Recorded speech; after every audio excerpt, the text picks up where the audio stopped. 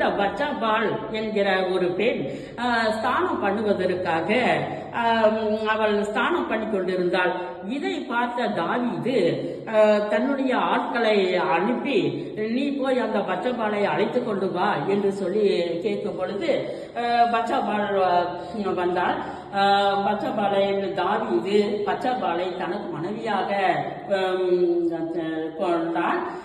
அதனாலே இந்த பச்சாபாலை விசாரிக்கும் பொழுது அந்த பச்சாபாலின் கணவர் உரியா பேர். அவன் இராணுவத்திலே அவன் இருந்து வந்தான்.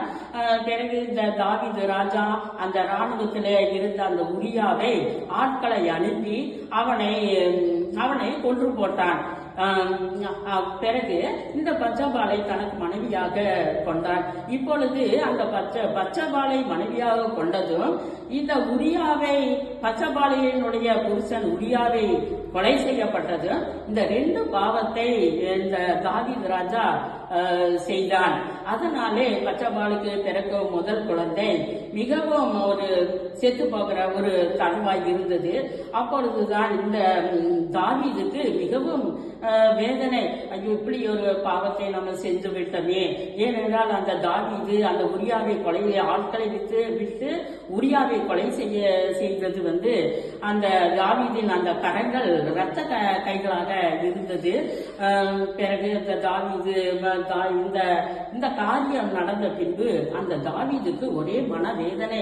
அவனுடைய முதல் மகன் அந்த செத்து போகிற அந்த தருவாயிலே இவன் என்ன, அந்த தாவீது ராஜா என்ன பண்ணுகிறார், அவன் உபவாசம் எடுத்து ஜெபிக்கிறார்.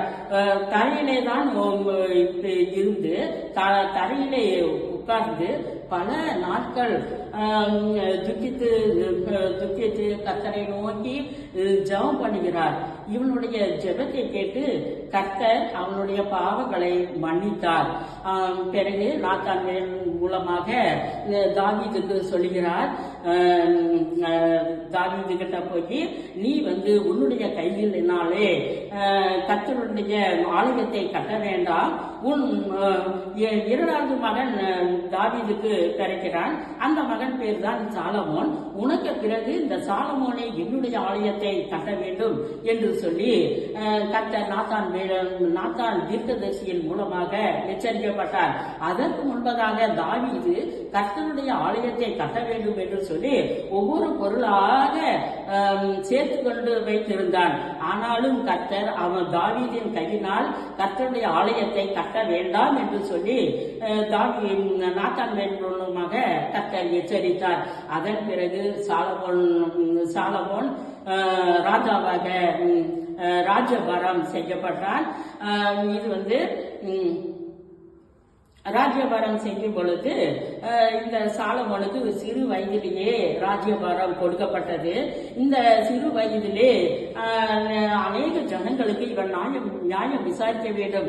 அதனாலதான் கர்த்தரிடத்திலே சாலமோன் சிறு வயதிலேயே கேட்டான், கர்த்தாவே, பூமியின் தூளை போல ஏராளமான இந்த ஜனங்களை நீர் ஏற்படுத்தி இருந்த உம்முடைய ஜனங்களை நியாயம் விசாரிப்பதற்காக எனக்கு ஞானமுள்ள இருதயத்தை கொடுக்க வேண்டும் என்று சொல்லி சாலமோன் கர்த்தரிடத்திலே கேட்டான். அந்த சாலமோன் கேட்ட அந்த விண்ணப்பம் கர்த்தருடைய பார்வைக்கு உகந்ததா இருந்தது. அதனாலே சாலமோன் என்ன செய்தான் என்றால் கர்த்தருக்கு 1000 தகன பலிகளை செலுத்தான்.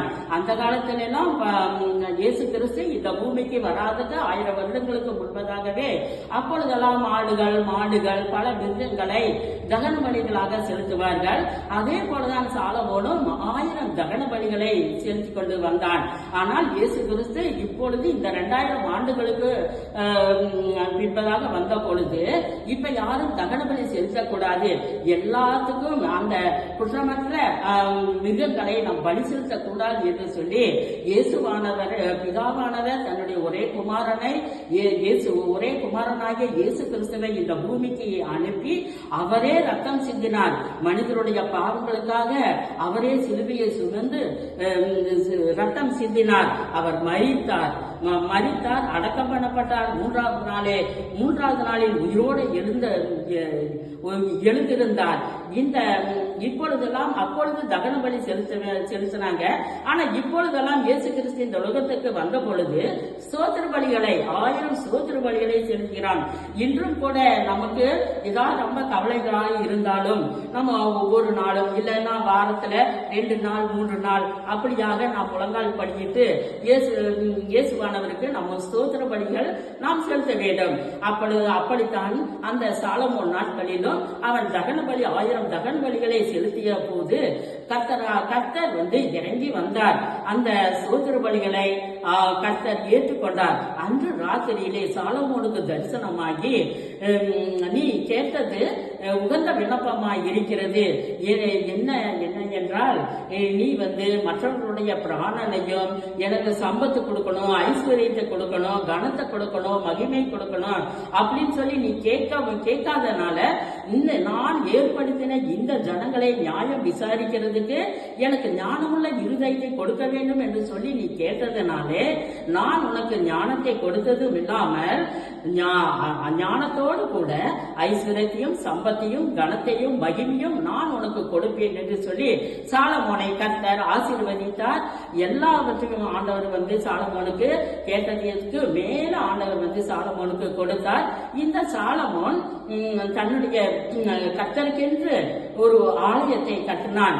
20 வருடம் அந்த கர்த்தருடைய ஆலயத்தை கட்டுவதற்கு 20 வருடம் ஆனது.